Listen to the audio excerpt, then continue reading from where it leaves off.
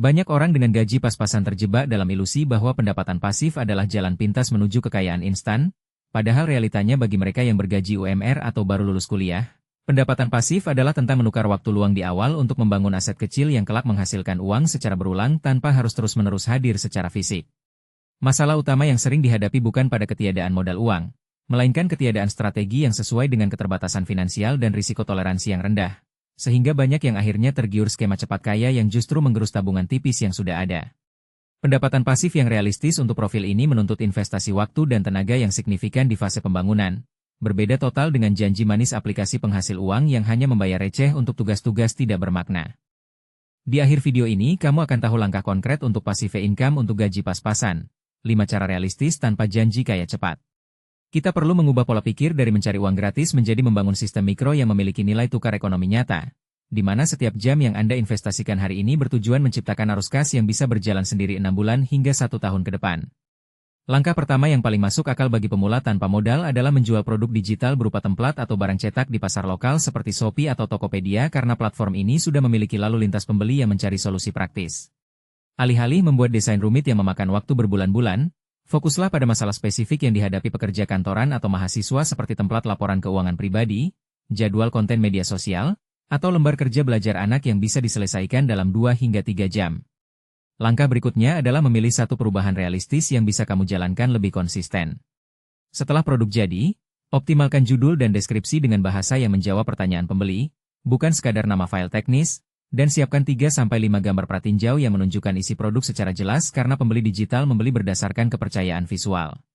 Proyeksi pendapatan untuk metode ini sangat bergantung pada volume katalog, di mana satu produk mungkin hanya menghasilkan Rp10.000 per bulan.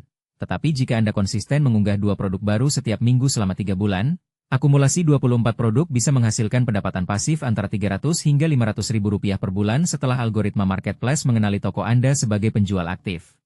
Metode kedua yang memanfaatkan kebiasaan sehari-hari adalah pemasaran afiliasi untuk produk kebutuhan pokok melalui TikTok Shop atau Shopee Video. Namun kuncinya bukan pada menari atau mengikuti tren viral, melainkan pada edukasi produk yang jujur dan berbasis pengalaman pribadi. Sebagai karyawan bergaji pas-pasan, Anda memiliki kredibilitas autentik saat mereview barang-barang hemat biaya atau alat rumah tangga yang benar-benar Anda pakai. Karena audiens di segmen ini lebih percaya pada testimoni nyata daripada promosi berlebihan dari influencer mewah. Trik implementasinya adalah membuat konten jenis jawaban atas pertanyaan umum. Misalnya cara memilih rice cooker tahan lama untuk anak kos atau perbandingan deterjen cair versus bubuk untuk air sumur. Lalu tautkan produk yang relevan secara natural di keranjang kuning. Jangan pernah mempromosikan barang yang tidak pernah Anda sentuh demi komisi tinggi, karena satu kali kehilangan kepercayaan akan menghancurkan potensi pendapatan jangka panjang. Dalam 3 bulan pertama, anggap fase ini sebagai masa belajar algoritma dan gaya penyampaian, dengan target realistis mendapatkan komisi total Rp100 hingga Rp200.000, yang kemudian bisa naik menjadi Rp500.000 hingga Rp1.000.000 per bulan setelah Anda menemukan format konten yang konsisten ditonton dan disimpan oleh penonton. Opsi ketiga adalah memonetisasi keterampilan spesifik yang sudah Anda miliki dari pekerjaan utama atau hobi menjadi kursus mikro di platform seperti Mayar atau Udemy, dengan catatan materi harus sangat tersegmentasi dan menyelesaikan satu masalah tuntas dalam durasi singkat. Fokus ke langkah yang bisa langsung kamu terapkan dari penjelasan di video ini. Keunggulan platform lokal seperti Mayar adalah kemudahan transaksi bagi pembeli Indonesia dan fitur pembayaran bertahap, sementara Udemy memberikan akses ke pasar global jika materi Anda berbahasa Inggris. Namun keduanya memerlukan kesabaran dalam membangun reputasi awal.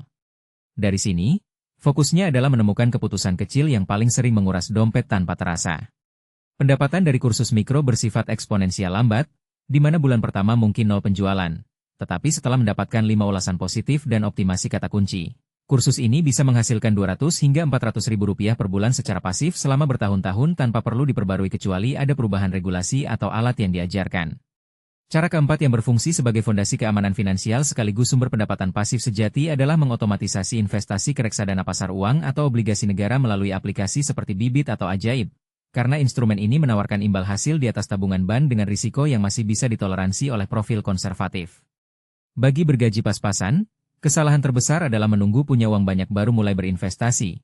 Padahal kekuatan utama instrumen ini adalah bunga majemuk dari konsistensi nominal kecil yang disisihkan otomatis begitu gaji masuk.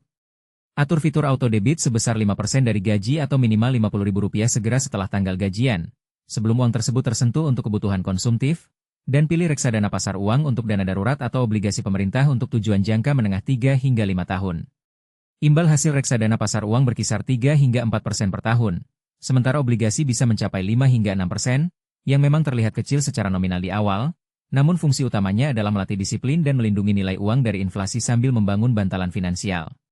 Dalam 1 tahun dengan setoran rutin Rp500.000 per bulan, Anda akan memiliki tabungan sekitar Rp6 juta ditambah imbal hasil, yang meskipun belum bisa hidup dari bunganya, telah menciptakan kebiasaan dan aset likuid yang mencegah Anda berutang saat ada kebutuhan mendadak, yang secara tidak langsung adalah bentuk pendapatan pasif berupa penghindaran beban bunga utang. Kelima pendekatan ini harus dievaluasi bukan dari berapa rupiah yang dihasilkan di bulan pertama, melainkan dari apakah sistem yang dibangun semakin efisien dan apakah Anda belajar keterampilan baru yang meningkatkan nilai diri. Tetapkan indikator kinerja utama yang terukur, seperti jumlah produk digital yang terjual, tingkat konversi klik afiliasi menjadi pembelian, jumlah siswa yang menyelesaikan kursus, atau persentase kenaikan nilai investasi, dan tinjau metrik ini setiap akhir bulan untuk menentukan apakah perlu pivot strategi atau tetap konsisten. Risiko terbesar dalam perjalanan ini adalah kelelahan karena mencoba menjalankan kelima metode sekaligus, sehingga saran prioritasnya adalah memilih satu metode yang paling sesuai dengan minat dan ketersediaan waktu saat ini, kuasai sampai menghasilkan arus kas stabil, baru kemudian menambah metode berikutnya.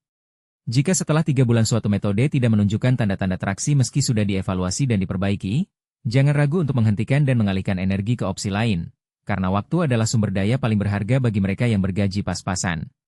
Hindari juga jebakan perfeksionisme yang membuat Anda menghabiskan waktu berminggu-minggu untuk menyempurnakan satu produk sebelum diluncurkan, karena umpan balik pasar jauh lebih berharga daripada asumsi pribadi tentang kualitas.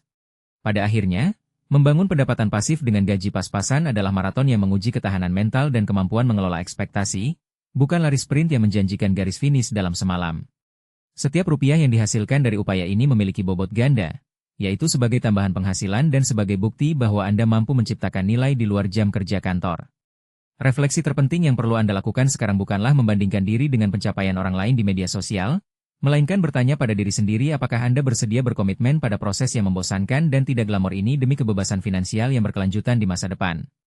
Jika Anda merasa siap memulai, tuliskan di kolom komentar satu metode yang akan Anda eksekusi dalam 7 hari ke depan beserta target spesifik yang ingin dicapai. Karena deklarasi publik seringkali menjadi pendorong akuntabilitas terbaik untuk menjaga konsistensi ketika motivasi awal mulai memudar. Di bagian 34, setelah penyebabnya terlihat, langkah praktisnya adalah memilih satu tindakan yang mudah dijalankan dan cepat memberi sinyal perubahan.